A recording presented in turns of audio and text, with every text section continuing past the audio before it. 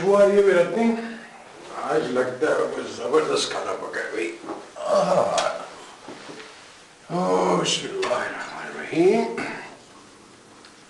दारिया कहाँ है? सो रही हैं। गुस्से में सो रही हूँ? तो अक्सर गुस्से में सोती है।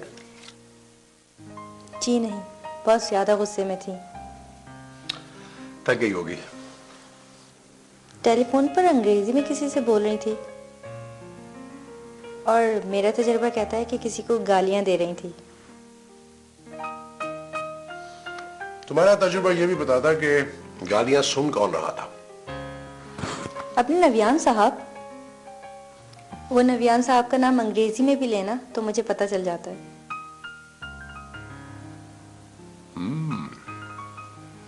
चावला को फोन लगाओ।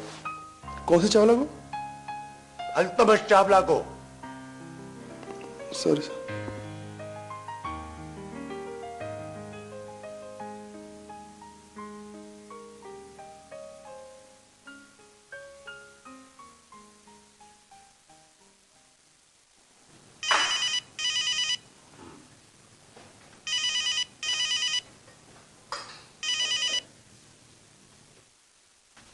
हेलो, चावला को फोन दो।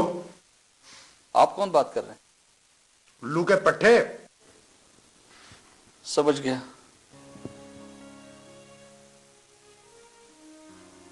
मुझे एमडी साहब का फोन आया। तुझे क्या हुआ? होना क्या है जी, वो मुझे उल्लू का पट्टा कह रहे थे। ठीक है, ठीक है। तुझे घर में भी एमडी बोलता है। क्यों फोन किया? क्या कर रहे हो इस वक्त?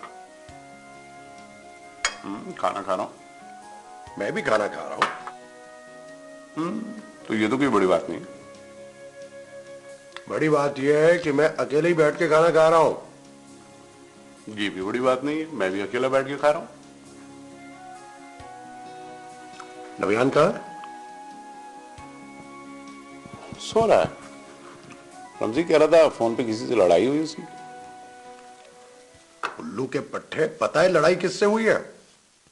यार तुम एक ही वक्त में मुझे और रमजीत दोनों को उल्लू का पट्टा बोलते हो। कुछ तो स्टेटस का ख्याल रखो। बेवकूफों का कोई स्टेटस नहीं होता, वो बस बेवकूफ होते हैं। अच्छा चल बता ना, किससे लड़ाई हुई है? अल्तमश चावला, खाना तुम्हारे पेट में जाता है या दिमाग में? अब ये तू कोई नई बात ना शुरू कर। अरे सुलह करते करते लड़ाई हो गई है उनकी। नव्यान दारिया की?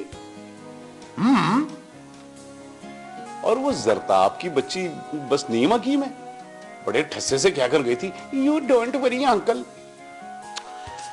अब तू सारा केस उस बेचारी पे ना डाल दे। अरे चील कब्बों की लड़ाई में फाख्ता बेचारी क्या करे? अच्छा अब तू खाना छोड़ दे। क्यों? और नौकरों से हल्फिया बयान ले कि हमने खाना खाया ही नहीं, वो किसी को ना बताए। उससे क्या होगा? इमोशनली ब्लैकमेल करेंगे। अरे तेरे अब्बा ऐसे ही नहीं कहते थे कि तू अपने दादा पर गया है? ओए अब ये दादा कहां से याद आ गया तुम्हें? ईस्ट इंडिया कंपनी के आखिरी नौकरों की नस्ल में से है तू। Oh shut up will you यार। Go to hello.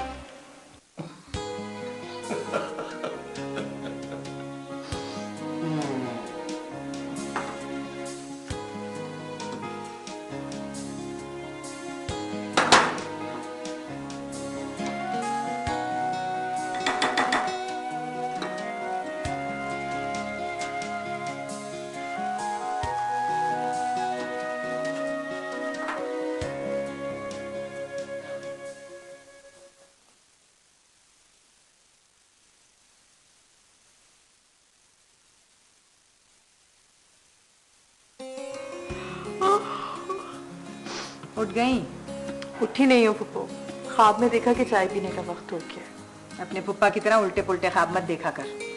चाय पीने का वक्त नहीं रहा। क्या तो क्या मैं उल्टे पुल्टे ख्वाब देखता हूँ? अच्छा, इस बात का गिला है कि तुम्हें ख्वाब में नहीं देखा। वो तो खैर तुम्हारी मेहरबानी है, वरना तुम जिसे देखते हो वो फिर दिखता है कहीं।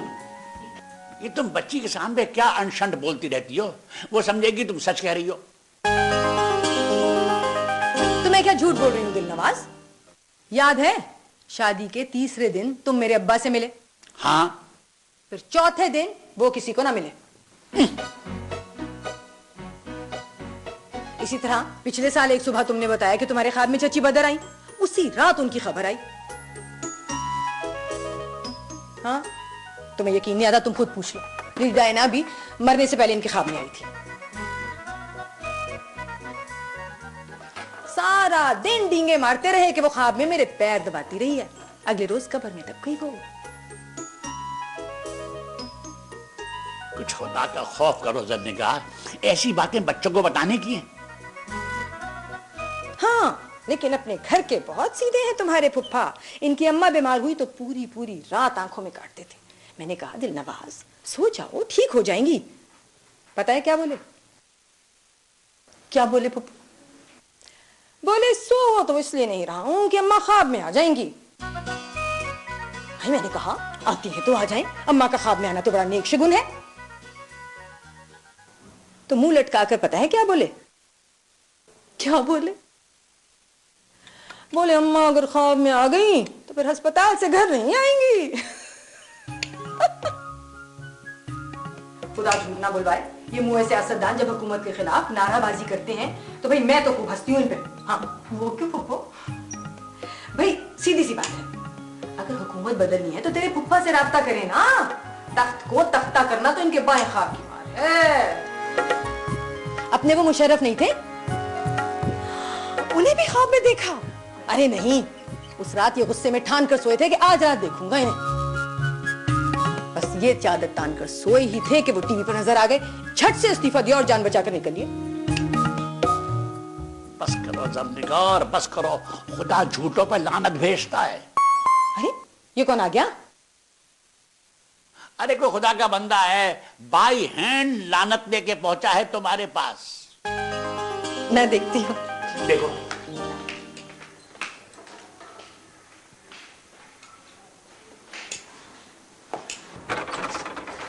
जी फरमाइए।